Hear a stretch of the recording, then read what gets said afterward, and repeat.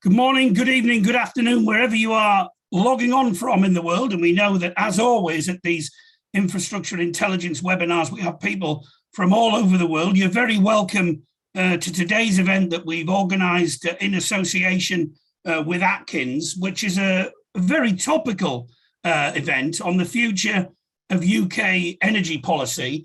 And also, during the course of this event, we'll be looking at not just where UK energy policy might be going, bearing in mind net zero and all those kind of sustainable development targets that are currently being discussed as we speak in Glasgow at the COP26 conference. We'll also be looking at the nation's addiction to hydrocarbons and the search for clean energy solutions. Obviously, recent difficulties and challenges in the UK's energy system have raised this issue to national prominence, and it's something that I'm really looking forward to hearing our panelists and chair today discuss during the course of the next hour to an hour and a quarter. We've got a great panel for you today. We have a chair in Paul Monks, who's the Chief Scientific Advisor at the Department for Business, Energy and Industrial Strategy. We've got Doug Parr, Chief Scientist and Policy Director for Greenpeace UK. We have Declan Burke, who's the Director of Nuclear Projects and Development at the Department for Business, Energy and Industrial Strategy. And we've also got Sarah Long, who's the Strategy Lead for Nuclear and Power at SNC-Lavalin and Atkins. So I think you are in safe hands, knowledgeable hands during the course of today's webinar. And we're really grateful for all of our speakers for sparing the time on what is an extremely busy period, what with COP26 and everything else going on. Anyway, that's enough from me. I'm Andy Walker, the Editor of Infrastructure Intelligence, and I'm going to hand over now to Paul Monks, Chief Scientific Advisor at the Department for Business, Energy and Industrial Strategy, who's going to chair today's event. Over to you, Paul. Thank you very much, Andy. Thank you for that warm welcome. Welcome to all of you on the webinar and to our contributors and speakers today. As Andy says, actually, we're at a point in history, I think, with the COP going on at the moment and some of the pledges coming out globally around the transition to net zero. But today we're going to focus on the UK and we're going to focus on energy policy. This is very much framed, I guess, in recent times by the publication of the government net zero strategy, Build Back Greener, that's recently came out, which gives a pathway to net zero and many pathways to net zero as part of that, and gives an indication for what that future energy mix may look like. As clearly identified in this introduction here, though, you can still see in many of those energy scenarios as we go to 2050, hydrocarbons, be they abated hydrocarbons or hydrocarbons nonetheless. Also, we can see a massive growth in green energy and green tech solutions required to deliver that net zero. So that's what we're going to talk about today. We're going to toss those ideas around, the ideas around, are we really addicted to hydrocarbons?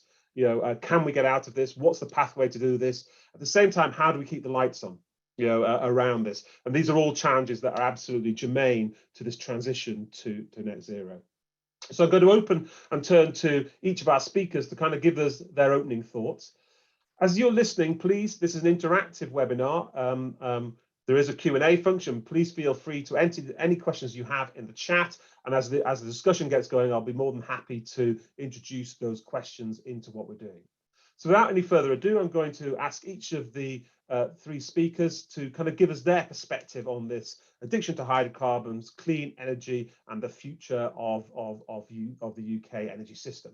So first, I'll turn to Declan Burke, who, as Andy said, is the Director of Nuclear Projects and Development in the Department for Business, Energy and Industrial Strategy. Declan, over to you for your opening comments. Great, thank you, Paul, and good morning, everybody. And great to be on the panel this morning. As Paul said, it feels like a really topical time to be having this discussion right in the middle of COP. And it's great to see decarbonisation front and centre of the news agenda. I think that's a really great benefit of COP. As Paul mentioned, my name is Declan Burke. I'm Director of Nuclear Projects. So that's the Nuclear New Build Programme here at BEIS. That includes gigawatt projects like the EPR programme, but also small and advanced reactors as well. And before taking on this role, at the end of last year, I worked on the Energy White Paper, which was a really interesting thing to work on, and looked at how the energy system is going to transform over the next couple of decades as we hit our decarbonisation target for 2050. But I think energy, stating the obvious, perhaps is really at the centre of how the economy transforms and decarbonises. As we think about kind of moving to a decarbonised energy system, one of the things we acknowledge in the white paper is, we need to think about it as a whole system, not just generating power, but networks and smart systems and all the innovation we're going to get. And what's the system going to look like? We think there's going to be a huge amount of renewables, and it's been great to see the progress things like renewables have made, but we're going to need other technologies alongside renewables, and things like nuclear, carbon capture and storage, hydrogen. So it's very interesting working in the sector as a policymaker right now. How do we create a pathway for these technologies we know we're going to need? Perhaps the last thing I would just say by way of opening remarks is the other thing that's on our mind is, as well as decarbonisation, it's critical, as Andy was saying at the kind of introduction, we're also thinking about a resilient energy system, and one that brings people with us, both in terms of affordability, but we're also going to be building a lot of things in the real environment. So how do we balance that in a way that brings people with us? But great to be on the panel this morning. Thanks, Paul.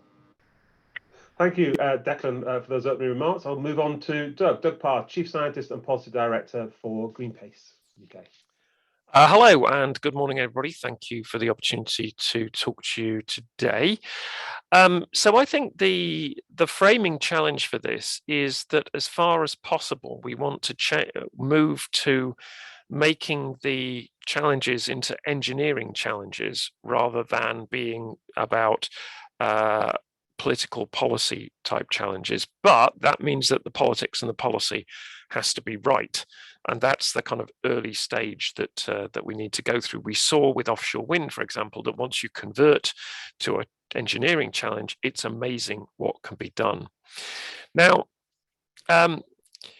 we can't escape from the fact that there is, in the entire agenda, a question of fairness. And this comes out whenever you talk to people about it. It comes out of polling, it comes out of the Climate Assembly from last year, that fairness is a central challenge that has to be addressed alongside that policy that converts it from a sort of wicked issue into one that you can just treat as engineering. Firstly, there's the international dimension, which is why the UK needs to go quickly. There are people on small islands whose livelihoods right now, and even their lives, are at stake because of the hydrocarbon emissions that countries like the UK have been putting out into the atmosphere over centuries, and particularly in the last few decades when we really knew that climate change was an issue. But even if you take it down from that big global challenge to one of just being in the UK, again, fairness comes out as a critical issue in the entire operation. So the Gilets jaunes protests in France, when there was a threat of price rises on transport fuel, their soundbite of "you're worried about the end of the world, we're worried about the end of the month" goes right to the heart of the sort of challenges that we're going to face, and why it's going to be impossible to make this work without thinking through the fairness dimension of all this, because ultimately, if it isn't fair, policies and engineering will run into the sand in trying to make this transition. Thank you. Thanks, Doug. Sarah, Sarah Long, who's the strategy lead for nuclear power for SNC-Lavalin. Hi, and thank you for inviting me this morning. It's great to be speaking alongside such a distinguished panel. I guess I want to just build on from what Doug said just then about we need the politics and the policy to be in place, but ultimately this becomes an engineering challenge. SNC-Lavalin-Atkins have been talking about engineering net zero for many years now, and the scale and the complexity of the engineering challenge that this presents. The fact that we need to replace nearly our entire current energy generation system before 2050 and double our electricity generation, the enormity of the scale that we're talking, I just don't think has been grasped by many people.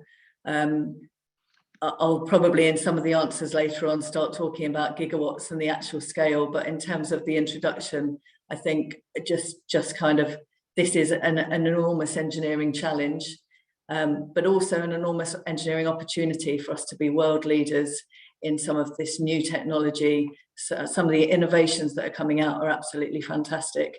And I do commend BEIS on the net zero strategy, which I haven't read all 300 pages of it, but I made a good start during half term. And I think, you know, there's some really good content in there, and I think everything is moving in the right direction. It's just the speed and the build that we need to keep up with. Okay, thank you. So, I mean, kind of from that first round, we take some messages that it is an engineering challenge. We need to move it from policy to engineering. There seems to be agreement on that. Doug has raised the question of how you make that fair and how you avoid energy poverty, I guess, through that. I think Sarah's made the point that it is a wide-scale transformation, and you can talk about gigawatts and megawatts with me, because I think what frightens me is that doubling of electricity demand by 2050. You know, and how you deliver that in a low carbon way. So maybe actually I'll come back to that question first, Sarah. You know, okay, you've placed it's an engineering challenge. You think you can do it, but actually, how do you deliver a doubling of electricity, of low carbon electricity by 2050? So I mean, I think as the BEIS strategy has shown, this is about backing a number of horses. I know that everyone is keen for a fully renewable system. I would love to have a fully renewable system. At the moment, I can't see how it can be done. Certainly not by 2035, which is the new ambitious kind of target that is set. I don't yet see the technology readiness for the engineering storage, the energy storage, so the battery storage, or if that's hydrogen storage, to support a renewable system. And the gigawatt scale, as we've said, at the moment, there are 12 gigawatts of wind, I think, on the grid, roughly. We need to get that to 75.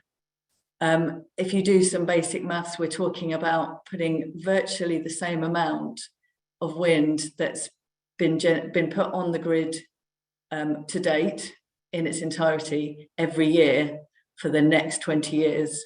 I mean, the scale of that is enormous, but I think it is doable, but you also need to back that up with the energy storage, with some baseload power. And I do believe nuclear has its place in net zero. I think it provides the resilience for the grid, and we can talk about some of the cost implications and keeping it fair. And actually, the part of the resilient system and a baseload power plays in that.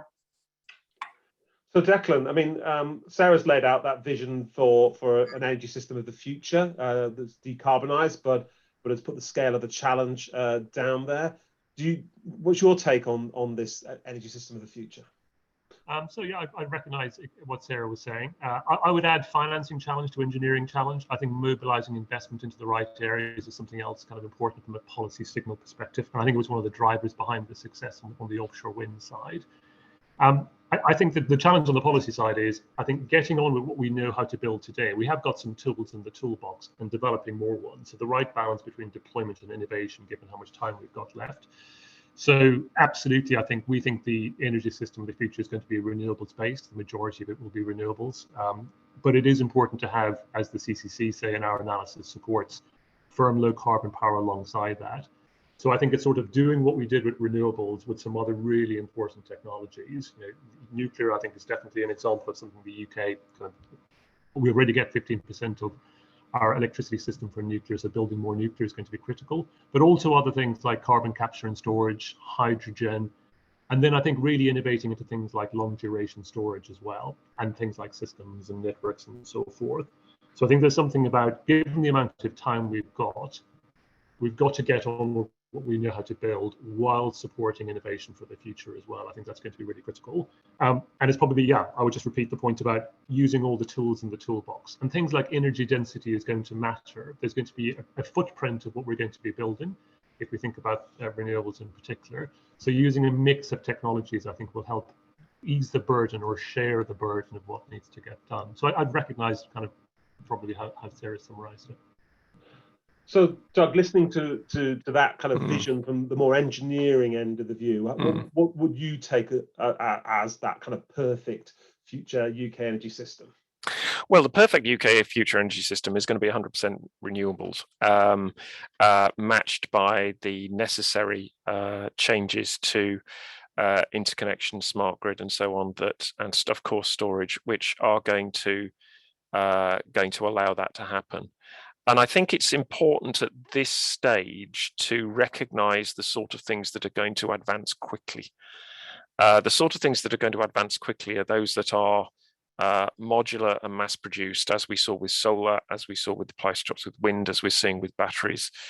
Batteries are no answer to the longer term system storage, as most people, excuse me, on the call will understand.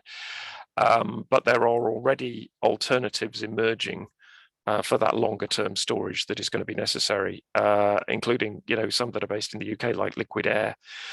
But the important thing, as I keep saying, is some of this stuff is modular.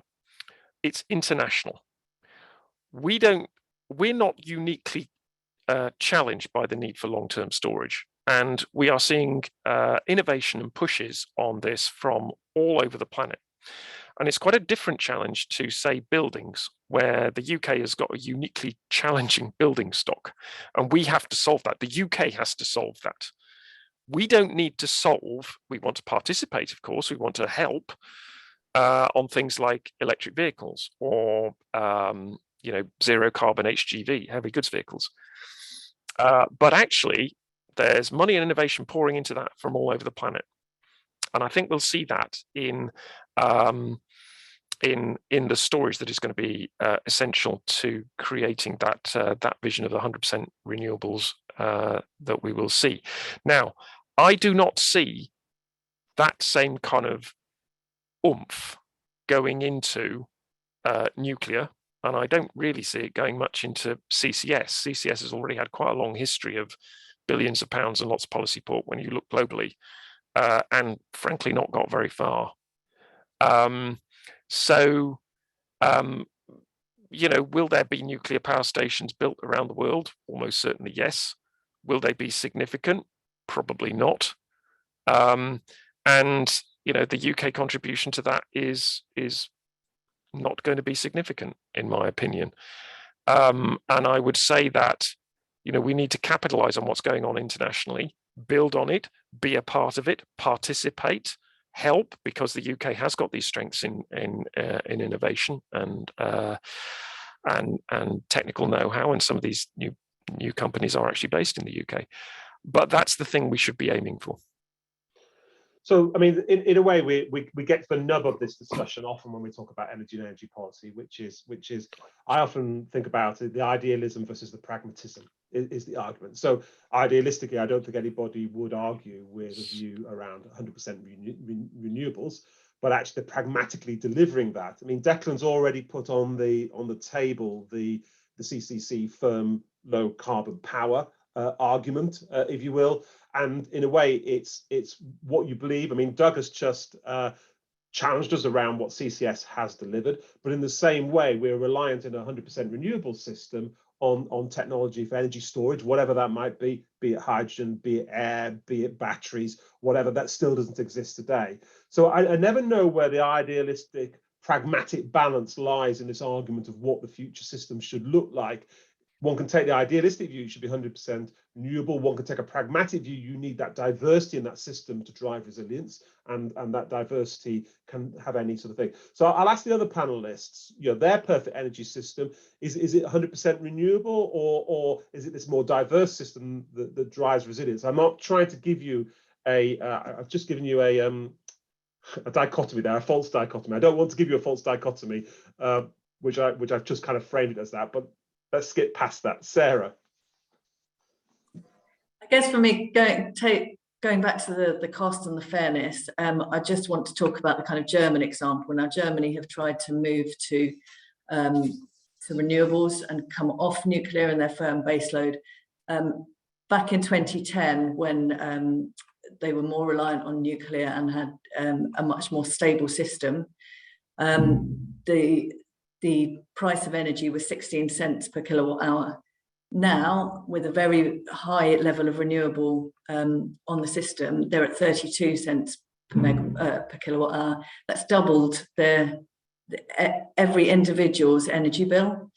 And a lot of that is about balancing the grid. So the cost of renewable systems, I know that as you talked about, Doug, those modular prices driving individual costs down of the kind of individual generation. But when you put that into a system that requires balancing, metering, demand side response, and the kind of the renewable energy surcharges that they pay in Germany, the costs of that renewable system are not as cheap as people would have you believe. So I am, as you said, I am ideally I would love a renewable system. Pragmatically, I think there are still some cost hurdles there that a system that's got a larger resilience and base load will balance that cost better. Declan, idealism versus pragmatism, diversity in the future energy system. Oh, it's a fascinating discussion. I'm obviously more at the pragmatic end, I suppose, kind of having worked through the energy white paper. In the last couple of years, I've sort of worked on renewables, carbon capture, nuclear. And I think it's about where you want to take the risk, I think. You know, if we really, really want to hit our decarbonisation targets, why would you not pursue all the different pathways you possibly could? Because not everything is going to succeed perfectly. There'll be challenges somewhere. There'll be also surprises on the upside in terms of innovations we're not aware of now. You know, we're trying to think about an energy system 30 years in the future. If we were back in 1990 projecting to where we are today, I don't think we would have predicted today's mix. So there's definitely uncertainty, but I think if the imperative is we really, really have to hit our decarbonisation targets, energy is a fundamental and central pillar, and we're going to get a lot of growth and demand for low carbon electricity as we think about industry, transport, and so forth. To me, the pragmatic end of the scale is use all the tools you've got in the toolbox today, and if things surprise you on the upside, that's brilliant. You can kind of adjust your your view as you go forward. But definitely, to be clear, we think huge amount of renewables. As I say, when we put out our white paper, we put some analysis out alongside it. We think the future energy system is based in a majority renewables world, and no doubt by 2050 we'll get exciting developments around things like long-term storage and so forth. But we do think things like CCS and nuclear play a valuable role. And when I speak to some of my international counterparts, I think they are also thinking if they don't have access to those sorts of tools and you don't have the benefit maybe of hydro in the Scandinavian region, it is hard to kind of chart that pathway through to a fully decarbonised electricity system. So, Doug, the argument coming back a little bit is diversity gives resilience, and actually Sarah argued a little bit that, you know, the cost, if you go back to the arguments about fair and just, the cost in a totally renewable system is not necessarily lower, given the nature of the technologies you have to have on the system. So you know, I mean, I did falsely give the idealism versus pragmatism dichotomy. So I should allow you to ask you what the perfect system was, and then form the dichotomy. So I should actually kind of ask you where you lie on the idealism versus pragmatism spectrum, having heard the nature of the discussion. Well, no, I understand the points that are being made perfectly well, and I understand why people would seek diversity. I think the issues are what are the downsides of those technology choices, which in the case of nuclear, you know, produce liabilities that stretch centuries into the future, and which we've not found a good way of handling. And you know, I'm not going to turn this into any kind of anti-nuclear rant, simply because I try not to spend a lot of time talking about nuclear. You know, it's going to be, I mean, as you know, Sarah and Declan have both said, it's going to be a bit part player. I mean, even if you go ahead with it, you know, where's all the power going to be coming from? The vast majority of it is going to be coming from renewables. And, you know, if we're not accelerating up that renewables curve as we need to do to meet some of the, you know, as Sarah said, the scary challenges about, you know, delivering the amount of renewables that we need to do, by, you know, we've got 2030 targets that we've committed to internationally, as well as in the 5th carbon budget.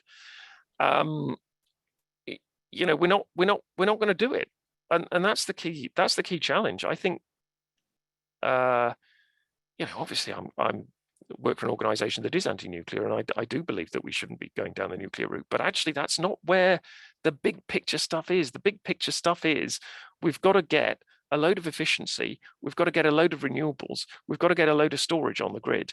You know, we've got to get a lot of electric vehicles, we've got to get a load of heat pumps in buildings, we've got to get a load of efficiency in buildings. You know, these are the big ticket items that are going to determine whether we get a low carbon energy system in the future. And, you know, we can have a discussion about nuclear. I am a veteran of long discussions about nuclear going back for a couple of decades. It's not where the action is. It's not going to be determining whether we actually hit those things that the UK is committed to and needs to commit to in terms of the global challenge that I talked about at the beginning. So, you know, I mean, yes, okay, you know, we can talk about nuclear for another 20 minutes, but I'm not going to talk about nuclear for another 20 minutes. But I am going to ask the question from the chat about nuclear, and then we can put that one. I mean, I think that if you look at any scenario, I don't actually disagree with you. It's a player. It provides that low carbon base load, but there's not a huge amount of it in the system in terms of gigawatts.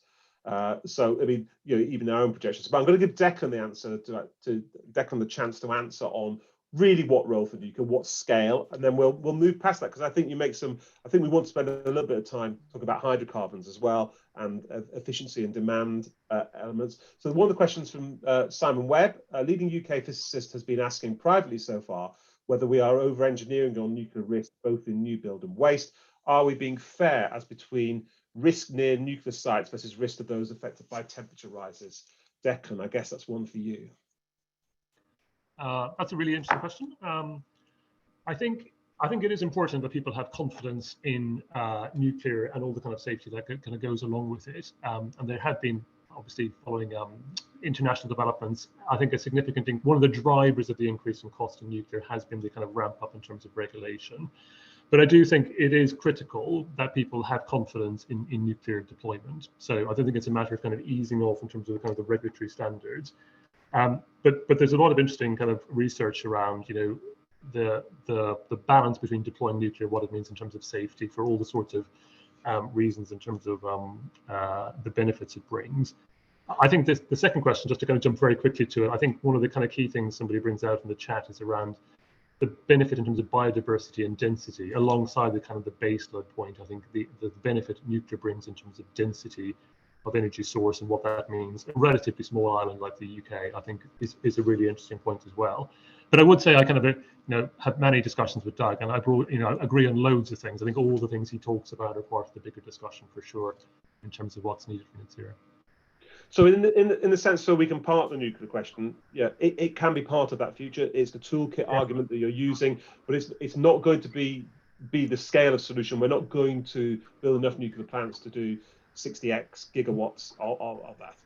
I think that's right, and I'd say that's sort of true of almost anything. There's kind of very few things you'd say that's the one thing that's going to get us across the finish line. So we think it's got a really important contribution to make. The UK knows how to do it, so why would you take the tool out of the toolbox? But there's a whole range of things that are going to be really important. And as I say, in terms of, you know, the white paper we put out, the majority we think is going to be renewables in a 2050 energy system.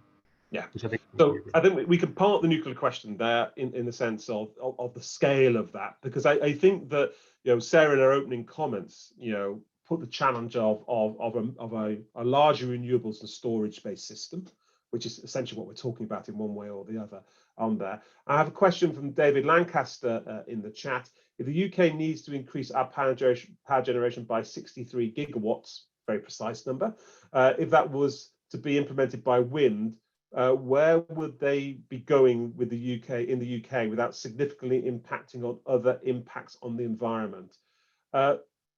Impact of renewables and the scale of renewables that Sarah that you've talked about. Any thoughts? I think that 63 probably came from me saying that we needed to move up from 12 to 7. Oh no, that's not quite right. But I think that's just in the wind space that we do need that increase. I think there will be environmental impacts. We're talking about, you know, Hornsey 1 and Hornsey 2, which are our two biggest wind farms currently, have kind of are close inshore, less impact. We're moving to things like floating offshore. There will be different environmental challenges with those. I think generally the benefits it brings will outweigh those challenges, but there are always challenges. Maybe Doug's got a... Yeah, I was going to say, hang over to Doug. Doug, any thoughts on the question of environmental impacts of renewables? Yes, yes. Now, if we look at, let's take offshore wind, because that's going to be the backbone of the electricity system. And there's a phasing point around this, because the closer you are inshore, this is a vast generalization, by the way, so sorry for any nature experts here, but the closer in you are to shore, then the more likely you are to have, particularly seabird impacts. And potentially benthic impacts if you're in shallower water. So, but that, those are spatially distributed. In other words, there are some places that are worse than others. And although our information base actually isn't as good as it needs to be at the moment on those on those natural systems, we do have the sort of basis of some idea to how to go about siting. As Sarah's already mentioned, floating offshore wind means you can put your turbines further out at sea. It opens up new spaces, like in the Celtic Sea. So further off Cornwall. It opens up more land, more seabed in Scotland, where it tends not to be as shallow as the North Sea. So that's an opportunity. But in the meantime, in the North Sea, then we need that mapping to accelerate, because if we have a pipeline of offshore wind projects that needs to stretch into, and build out quicker and quicker as we go into the end of the 2020s and into the 2030s, we need to know where to put them to minimize those impacts. And we need to have a grid alongside that not only is more efficient by laying fewer cables, but we also need to be able to minimize the benthic impacts by minimizing the amount of seabed disruption. So, those are the sort of things that I now think are quite urgent to be getting on with, because if we don't get on with it and we don't have the information to know where we should put the wind turbines, and know where we put the wind farms, and therefore where we put the grid, then we start to run into a kind of slowdown by the sort of end of the decade and into the next decade, when we need to be ramping up. So if I were to say what is my biggest concern about our change to engineering net zero, it's that, alongside the buildings challenge, which I think has been covered by the heat and building strategy, and maybe something around modal shift in transport. But because offshore wind is so critical to this, in whatever scenario you choose to use, those challenges are pretty central to whether we're going to make it or not. Sarah, I mean, your thoughts on the engineering challenge of putting 50 plus gigawatts of offshore wind. I don't know what we've got at the moment. I can't remember the actual number. But you said we've got to produce what we've already got out there every year. If we're to hit the aspirations for the amount of electrification of transport and heating, potentially generation of hydrogen, green hydrogen, all of this takes a lot of electricity. So we are expecting our electricity needs to double by 2050. And yes, so effectively, as I mentioned, we've got 12 gigawatts on the grid at the moment, and we expect to need approximately that every year for the next year to hit those targets. And that's as part of a system, not purely 100% wind. That's including other items as well. So it is a challenge. I'm not an expert in the kind of the siting of wind farms, but I can only imagine that it is a challenge to find places to put all of that. I think also, just going back to the hydrocarbons debate as well, I mean, wind energy is not without hydrocarbon input itself. I'm not sure whether people are aware, but that are generally a kind of, and I don't want this to come across as I'm anti-wind in any way whatsoever. I am absolutely pro, but I think people need to just be aware that that a kind of a 5 megawatt wind turbine has about 900 tons of steel in it. Currently, as it stands, there is no way of producing, no proven way of producing steel without fossil fuels, without hydrocarbons. Obviously, we're trying to rapidly keep up, and much of BEI's innovation funding is going towards green steel, but it's not yet at the point where we can produce wind turbines without hydrocarbons.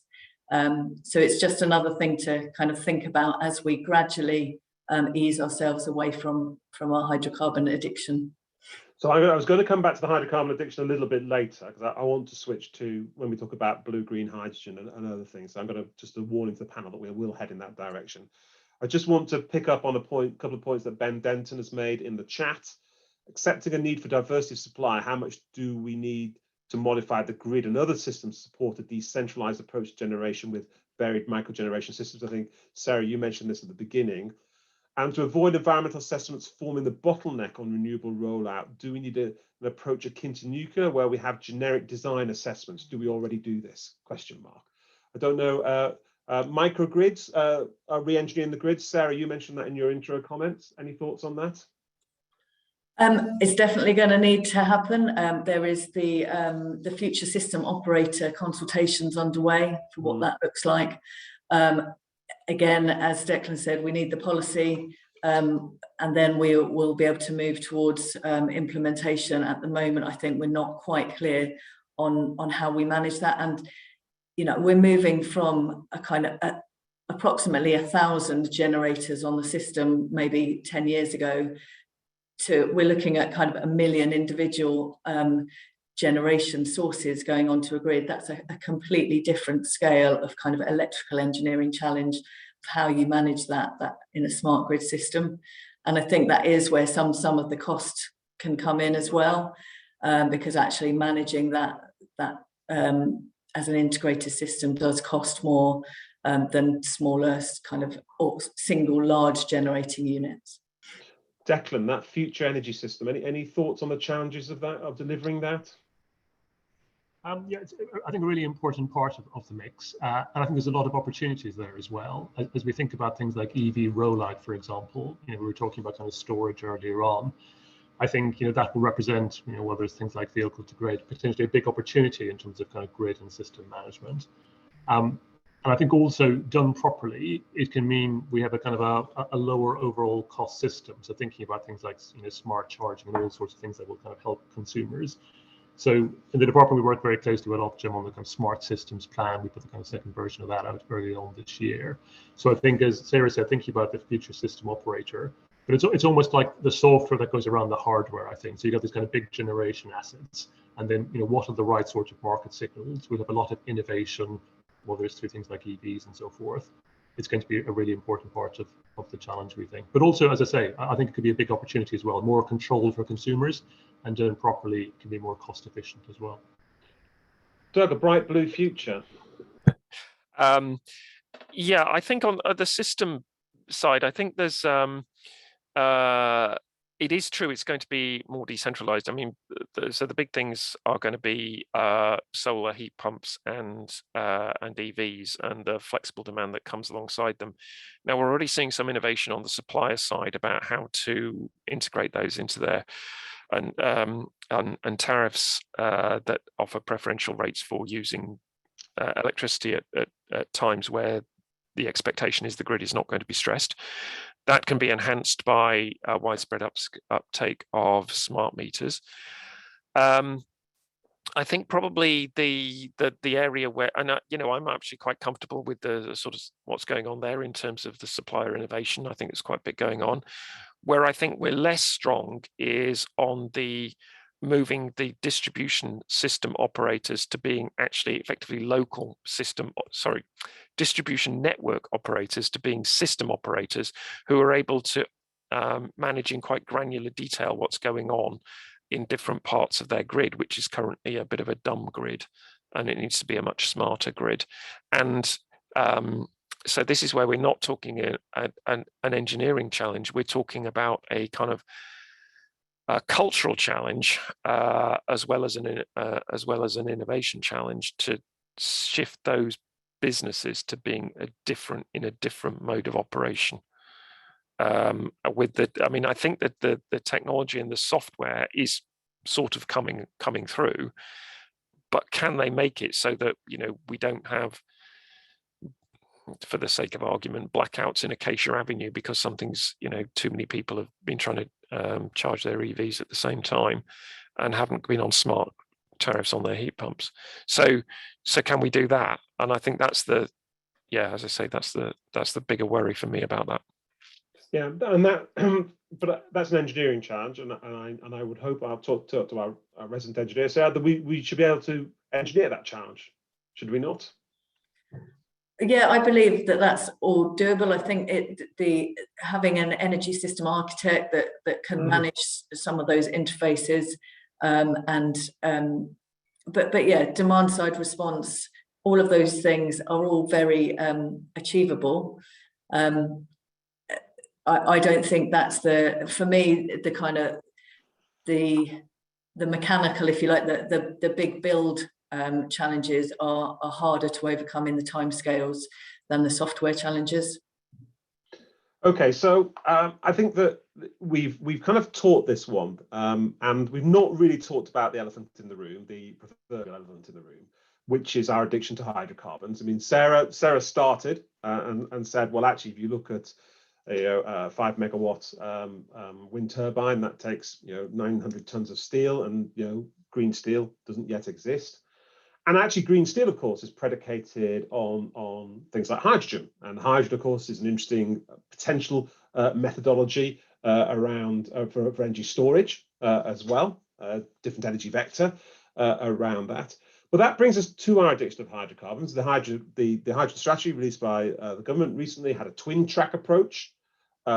Green hydrogen, which of course you require low carbon electricity to drive, or blue hydrogen, where you've got abated fossil fuels, and according to recent studies, not 100% abated at that. So can we get round our addiction to hydrocarbons? If I look at any scenario, as I said in my introduction, when we get to 2050, we're still using hydrocarbons in some form or the other, whether they be in lubricants for the wind farms, or whether they be abated forms in the energy system. So, Doug, when I asked him originally, gave us the perfect system would be 100% renewable. What role, therefore, for hydrocarbons? Doug, I've come to you for a while. What role for hydrocarbons? Then I've kind of laid out a picture there. Yeah. You feel free to disagree with. No. I mean, at the moment, I don't see. We don't have answers for all of it.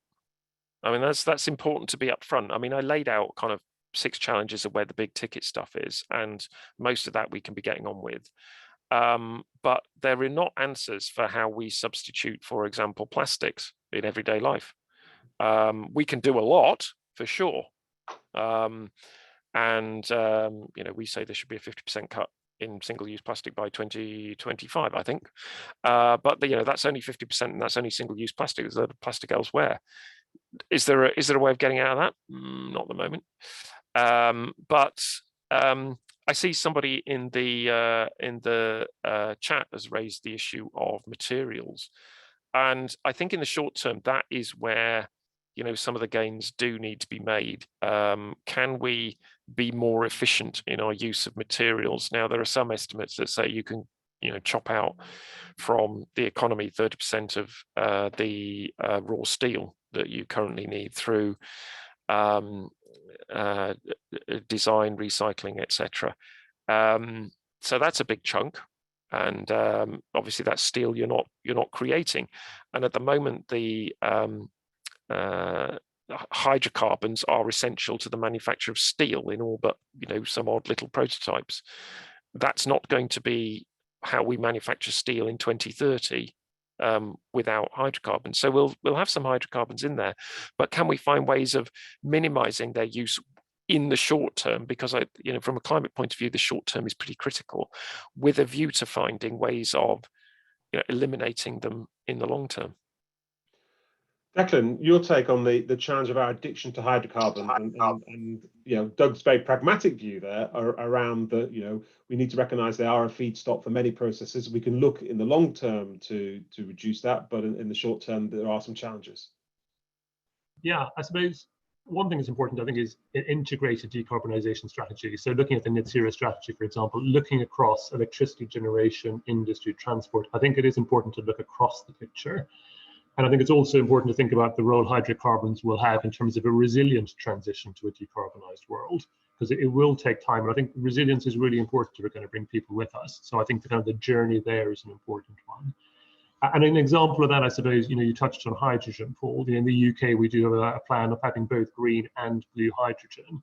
And if you look at kind of what we have in terms of natural characteristics, we have an offshore industry that's very familiar with the sorts of technologies and skill sets you need to have both blue and green hydrogen.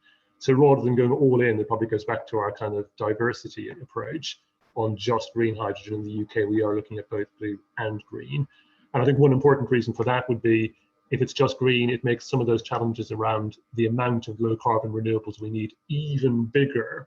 So I think it'll have an important role to play, certainly in the transition. And then as in the UK, we are looking at kind of blue hydrogen as well, and recently announced some of the kind of CCS clusters we're looking to build.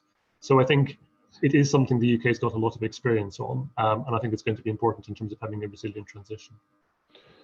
Sarah, hydrocarbons in the transition, and are we addicted to them, and can we break that addiction? Are we addicted to them? Absolutely. I've been trying, try as I might, to not use my boiler recently. I accept that we can electrify our, we can decarbonise our electricity, but I still think decarbonising our gas supplies is the real difficult challenge for the country. I know that heat pumps won't work in my house, and it's going to be a long time before I get hydrogen piped down my road, I think. So I've been trying to switch off my gas boiler, and as it was down to 5 degrees this morning, you suddenly realise how addicted we are. Our kind of whole economy is built on being able to switch on our boilers, being able to switch on lights. I was just looking, I regularly look at the National Grid ESO app, which shows me exactly how much, where my energy is coming from. And in the Southwest, it's not great. So today it's 68% gas. We are still very reliant on hydrocarbons, and it has given us a lifestyle that we've come to expect. And I think to transition very quickly from that will not take people on the journey. I think we've got to do that slowly and gradually. We've got to encourage behavioural change, and I'm sure Doug and Greenpeace will be absolutely behind that. The numbers that I put out there still do account for behavioural change and improvements in our usage of hydrocarbons. However, it will take a big step change to really get down to levels that mean we don't need gas supply. So Doug, I'm going to come to that question then of I mean, you've mentioned a couple of times home decarbonisation, and air source heat pumps, ground source heat pumps. I mean, my personal view around hydrogen is not a particularly good way of using hydrogen, which is going to be in demand to actually heat homes. But Sarah's given the case there, and you said it's a very difficult to decarbonise sector because of the diversity actually of our housing stock around that. And I don't know why nobody actually discusses, when we talk about home heating, going back to using electricity to heat homes. It seems to me if we're going to have a green system, that would be a solution for some. So this thorny area of our addiction to hydrocarbons, and particularly the issue that Sarah has raised around the homes piece. Yeah, I think it's a really important point that it's quite difficult. I mean, it's one of these things that as I mentioned at the beginning, it's like, this is a UK challenge. Nobody else has got building stock as rubbish as ours in Europe. And, what do we do about it?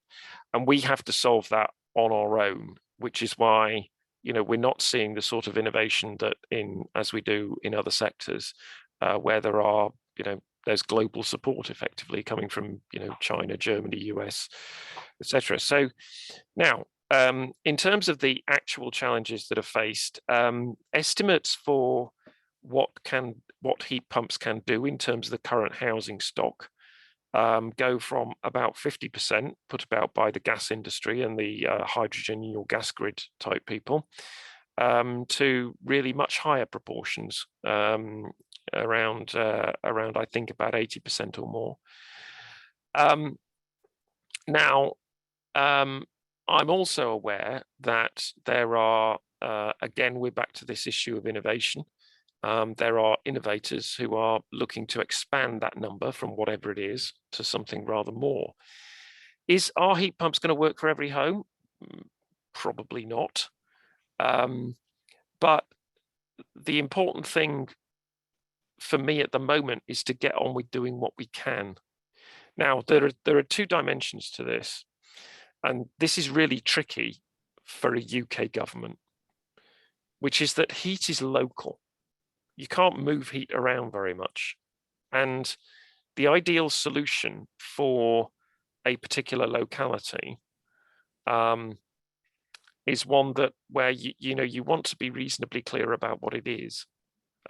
So particularly for district heating, for example, which has a lot of strategic value in terms of the loads on the network and so on. But that requires, in the end, quite a bit of planning, decisions about what heat source buildings are going to use, and quite possibly, in the end, people being told that this is the role they need to, this is how they need to have it. And at the moment, we're not really configured for that. Not in engineering terms. In engineering terms, district heating is, very well known, very well established. What we're not configured for is the kind of political choices, power and financing that would allow that to happen. But it would be the most efficient infrastructure use. It would be the most efficient engineering solution, and therefore the one that lowers cost. So there's a bunch of NGOs now saying that we need to empower local authorities to deliver on important parts of this agenda, and buildings is absolutely central to that, alongside transport, alongside nature, and so on. So we've got to find a way within a highly centralized UK polity, which is what we are compared to practically everywhere else on the planet, really, of allowing that to happen more, so that as I say, we convert the heat challenge into an engineering challenge rather than a really, really complicated decision matrix and political permitting kind of thing, which is, if you want to do district heating at scale now, it certainly is. Declan, you're on the policy side of this. Home decarb, hydrogen, making it more simple, giving people choice. How are we going to get our way through that one from your perspective? Yeah, so definitely a really key challenge, because people don't kind of feel power decarbonisation of their daily lives. It's the same electricity that comes out of the socket, whereas obviously what happens in your home is much more immediate. So the department published the heat and building strategy pretty recently, alongside the net zero strategy. And one of the things I think government has an important role to play in is sending a signal. So by 2035, for example, not looking to have any more gas boilers installed. So sending a signal to industry, it is worth investing and innovating in clean heat solutions is a really important part. I think there was a particular target around heat pump deployment, for example. And if you think about kind of what's worked well elsewhere, EVs, sending a signal to auto manufacturers, you should put your R&D and your kind of development funding into electric vehicles. Offshore wind, same thing. There's going to be a market for a certain amount of deployment, and then we saw the supply chain investing. So I think the interesting question is, can we see the same sort of thing happening on the heat and building side? And will volume deployment bring the price down? So there's a kind of a price point for sure, and there's some kind of government support for early adopters. And probably the other thing I know the energy systems catapult look a lot at as well is, can they be an attractive consumer proposition? So, if you think about early EVs, it was a pretty niche offering, whereas now there's some very desirable cars out there. Will we start to see the same in the heat market as well? Different business models, heat as a service, for example. So can we drive some of the innovation we've seen in other bits of the low carbon economy into heat and buildings, where we've seen it in things like transport and power already? So that's the sort of material the heat and building strategy was getting into. And while I have you, Declan, we have a question from Gerald Taranto in the chat around. We have an extensive gas grid. Why not use nuclear to generate the green hydrogen and save all that other material? Isn't that pink hydrogen, Declan? It is indeed pink hydrogen, matching your sweater, Paul. So yes, exactly right. I think hydrogen and nuclear could be very happy bedfellows. So in the hydrogen strategy the department put out, there is a reference to nuclear there as well, because you've got this kind of big installed facility effectively generating very high quality heat. So it could be a really good way of thinking about making some of those nuclear plants and bringing some flexibility into the sort of energy they're creating. So yeah, I'm very excited by the prospect of the role nuclear could play in hydrogen. So what we've heard there really about the home decarb issue is it's complicated. That there is a policy-driven solution that will drive change in the market. Though I think Doug has argued quite rightly for debureaucratizing some of that. I think this question of trying to make it an engineering challenge rather than a policy challenge is a good way, a good paradigm, isn't it, for trying to drive this. So Sarah, does that work for you? We go down this, making this an engineering challenge.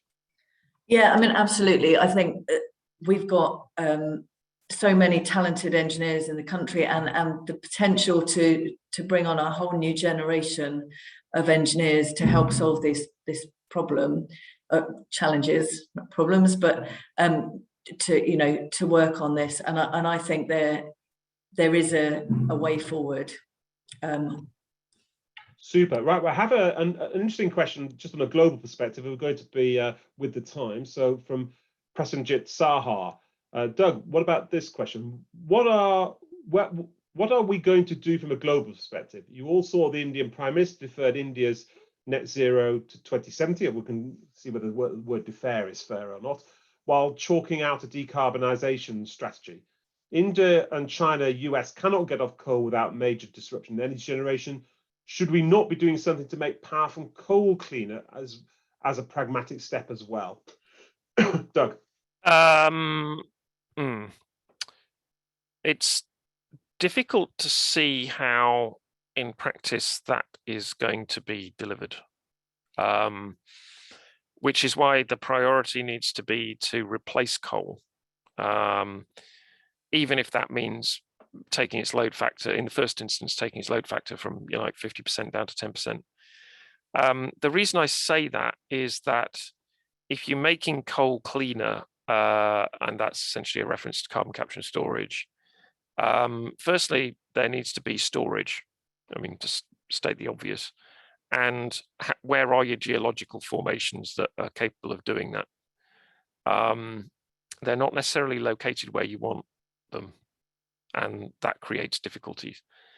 Secondly, secondly and thirdly, cost and delivery. So you are not going to make, I mean, the thing that's driving coal use is that it's seen as cheap, and it is pretty cheap. I mean, it's not as cheap as new renewables, but it is cheap. And there are some embedded interests in both India and China, just like they used to be here. And they want to, and that's actually state interests in India. So they want their coal-fired power stations to go ahead. In China, it's building coal-fired power stations is seen as a good way of providing economic activity in places that might otherwise lack it. And so it's driven by economics. But if you're gonna put CCS on the plan, that's a lot of cost that you're adding. So yeah, cost, and then there's delivery. And there's been a lot of trials of trying to get CCS right, and they haven't worked very well, by and large. And if you look at CCS plants, trials like the Gorgon, which is not coal, it's an LNG plant that strips out the CO2 from the extracted gas and tries to rebury it. It's really struggled, and that we're not talking minor players here. This is a Chevron project, and the BP project in Al Salah in Algeria, also struggled. It's not the simple thing that it is sometimes, excuse me, laid out to be. And I think if you've got a climate action plan that's heavily based on carbon capture, you need to have some backup, because that may not come through in the way that you're hoping, for all those reasons, which include the cost and the delivery issues. So it seems to me that if there's kind of spare capacity for political and economic spare capacity, it's better directed towards actually trying to shove coal off the grid through the cheap renewables. because as I say, solar is cheaper than coal in India now, and it should be dedicated to that. So, I mean, in the UK, of course, our last coal-fired power plant will close in 2024, and that's been signalled and brought in actually earlier, I think, than we said. And a very good thing. You know, I'm not in the habit of complimenting the UK government, but that was a really good thing. Yeah. So, but I think it brings us to the interesting question, and again, as we're still on the theme of addiction to hydrocarbons here, it's the kind of what role for abated hydrocarbons, what role for CCS, So I won't give you my opinion on that. So I'll turn to Declan. Declan, you're in charge of some of the policy areas around CCS. Doug is saying adds cost. We haven't really managed to prove the technology. What's your take on the CCS? It's a critical pathway for us and the resilience of our system potentially. So I think there is a role for sure for abated hydrocarbons. So we've got a big program on carbon capture and storage here in the UK. I think there has to be no discussion at all on resilience. I think you absolutely need complete certainty in terms of power supply. And that includes periods when the wind isn't blowing as much, et cetera, et cetera, et cetera. And we don't have long-term storage at the moment. So kind of as a policymaker, I suppose we can't say we will assume that in the future long-term storage at scale will turn up. We have to assume we kind of work with the tools we've got today to have a resilient grid. So gas peakers and something that's kind of dispatchable in mid-merit, again, looking at some of the analysis the CCC and others do, show a really important role, that kind of mid-merit generation and peaking generation. What will fill that? Now, if you had a purely renewables grid based on what we do today, you would build so much renewables for the day when the wind isn't blowing quite as much. It would be an inefficient and not a very resilient system. So we think there is a really, really important role. How much it'll be generating, I think will depend on some of the solutions that kind of come through. But thinking about the role it plays, we think it's going to be really important, which is why, as I say, we've got a CCS program up and running. In the UK, I think we probably expect that to be kind of gas with CCS, potentially a role for BECCS as well, and things like hydrogen. But from a resilient system perspective, I think abated power will be a really important part of the mix. So Sarah, to you, CCS. I mean, it's interesting that we're prepared to put, in some senses, more faith in CCS than we are in energy storage. I mean, it's interesting that we've got all these future technologies floating around that. So what's your take on the role for CCS? I mean, I think I probably agree with Declan here. We do need CCS. I can't see a transition in the next 30 years where we can't have some form of gas on the grid, and if so, I want mine abated. But I accept Doug's point. It is more expensive. There's no getting away from that. It costs more to have abated gas than it does to have gas released up into the atmosphere. I still think we need to have that for the reasons Declan mentioned, the resilience on the system, but so that we can respond to peaks in demand. But also, there's a lot of smaller industrial companies that rely on small CHP, combined heat and power plants in industrial areas, both in those clusters, but also away from those. They need access to that kind of power. And certainly that's where I think CCS has a role to play. I think the India question is a much more difficult question. In the UK, I think we can afford to transition away from hydrocarbons and do that well and invest in that.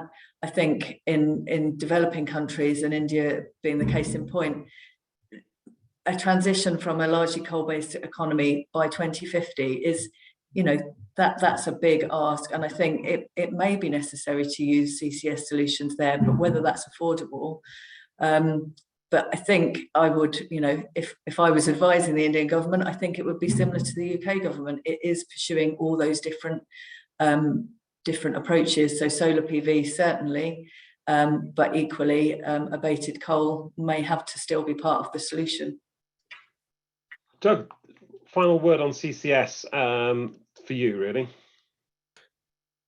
Okay. Look, I'm not saying that there aren't at the moment propositions where carbon capture isn't going to be important. Cement is an obvious one, where it's a process emission. what I'm warning against is the idea that, firstly, this is simple and straightforward, and experience shows it absolutely is not. And the simplistic notion that it's all right, we've got some old formations, we can shove it back down there, it'll be straightforward. Experience says that it's just not like that. Even with big oil majors who should be knowing what they're doing, they're running into major troubles in trying to make it happen. So if we're talking about diversity and resilience, then do not rely on it, because it's been tried many times and it is not working well. And that's not for want of quite a lot of money and quite a lot of effort being directed to it. Wonderful. So we've been talking now for just over an hour, actually, and we're beginning to come to the end of this. So I'm going to turn to each of the panelists for their kind of final reflections after the conversation of the last hour or so. And in a way, you know, this was framed as the future of the UK energy system. And I think we've talked about many of those sort of elements around that. We've talked about our addictions to hydrocarbon, and we've also talked about clean technology solutions. I think the messages that I've got from this are ones around take a policy challenge and turn it into an engineering challenge. We've not talked a lot about this, but also anything we can do to drive efficiency is not bad. You know, we forget about efficiency if you need, you know, and demand, anything to reduce demand, and maybe we don't think about that enough, in my view. On the clean tech, you know, we've argued, I think the argument for the last hour, we've argued it backwards and forwards in some senses, has been around diversity of the system, what that diverse system should look like.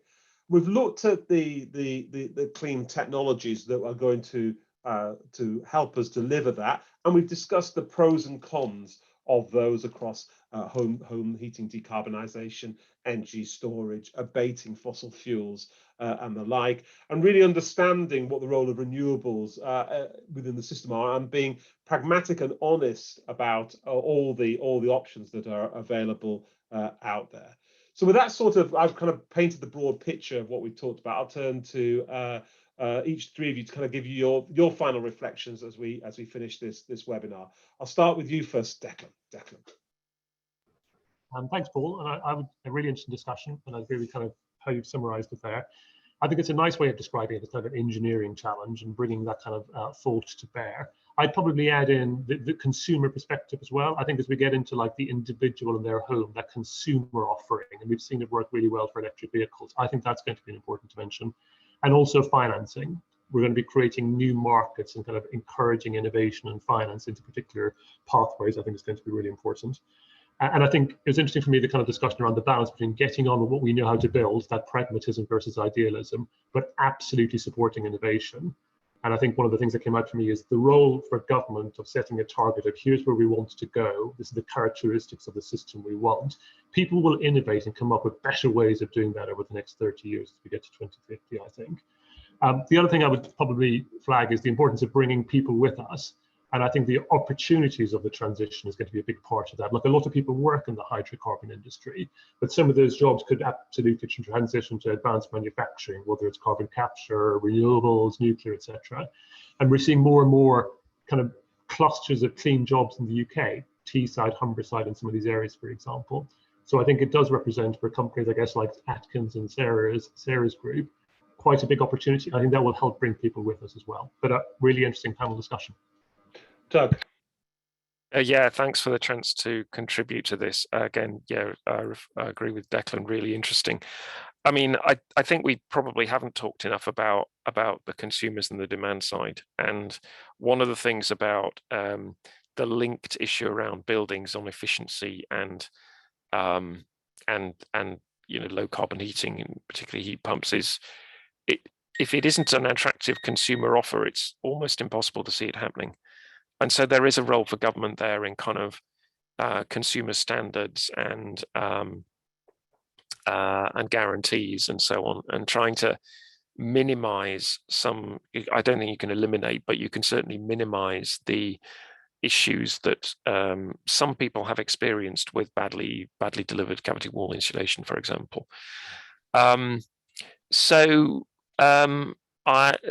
One of the challenges around this is making sure that those critical parts of getting us away from our hydrocarbon addiction are kick-started as fast as possible. So, you know, money to start the injection of life into the heat pump industry, which is still a cottage industry.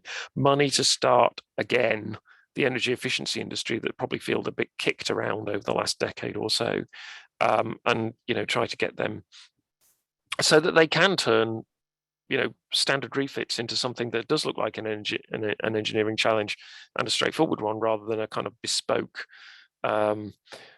cottage industry with a certain amount of artistic license. You know, it's got to be much more straightforward than that.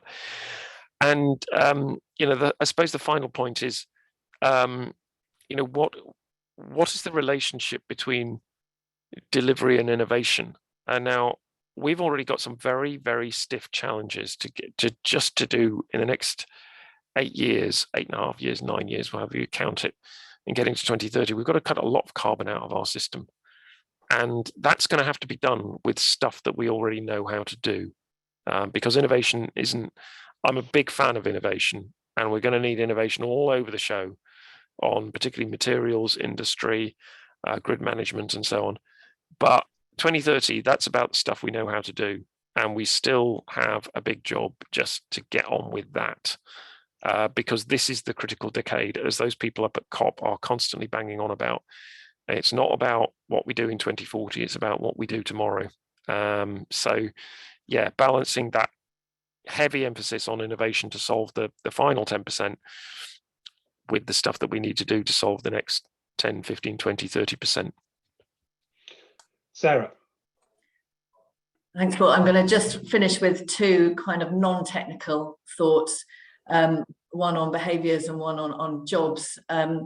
So I think as individuals, you know, we all have a personal responsibility to address our own individual addiction to hydrocarbons and do what we can to reduce it. Every person can make a difference, and you know, it may seem small, turning off lights, switching off heating, but it, you know, it could save us having to put extra gigawatts on the grid. And secondly, I think, you know, Doug's talked about innovation. There's never been a more exciting time to be an engineer. I would say for anyone who's listening, who's got daughters and sons who are thinking of careers, I have to give a pitch for engineering as a career. It's a fantastic time to be an engineer, particularly daughters, please.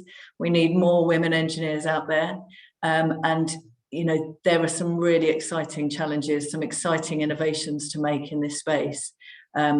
So, yeah, get involved. Well, thank you very much to all our speakers this morning. Hopefully those on the webinar have found the discussion interesting and stimulating. I think you've heard a wide-ranging discussion, which is very germane, given what's going on at COP26 at the moment. So we've talked about the future of UK energy policy. I think we have much to be positive about that future. We've got many of the maps in terms of the strategies to deliver that. We have to take choices around our addiction to hydrocarbons and the clean energy solutions. But the point that Doug made is germane. Absolutely, we've got to get on with what we know how to do now and quickly, while at the same time remembering to innovate for that future as well.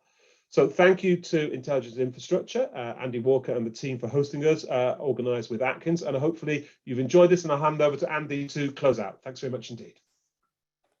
Thanks very much, Paul, and thanks very much for, might I say so, a brilliantly chaired discussion. And anyone who wants a primer on the UK energy system and what the solutions might be and the challenges that we undoubtedly face, not just in the future, but here and now, as Doug, Declan, Sarah and Paul have all pointed out so eloquently, could do a lot worse than actually watching this webinar over again. And I'm sure people will watch it again on our YouTube channel when we post it up there later today. I just want to finish off on one thing, apart from once again to thank all of our speakers and the audience for logging on today. And that's to finish off with a point that Sarah Long made right at the end there about when she said that there wasn't a better time to be an engineer. I think I'd widen that as well, to be working in this sector really at the moment, where we absolutely know, don't we, that all of the discussions and the deliberations at COP and the real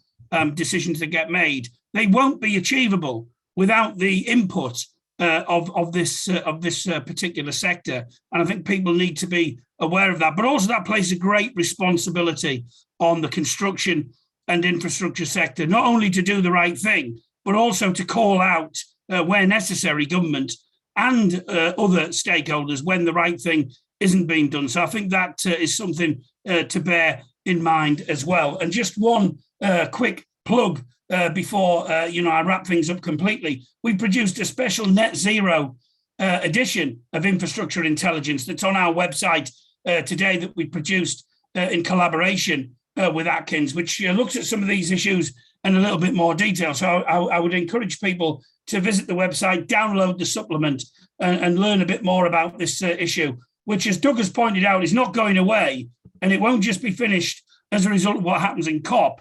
The urgency is now, and we need to actually make changes now. And I think that's a message that we all need to take away with us. Thanks again to everyone for watching, and massive thanks to everyone on the webinar today. I've been Andy Walker, editor of Infrastructure Intelligence. Thanks to Paul, Sarah, Doug, and Declan, and thanks to you for watching and taking part. Thanks very much indeed. Bye-bye.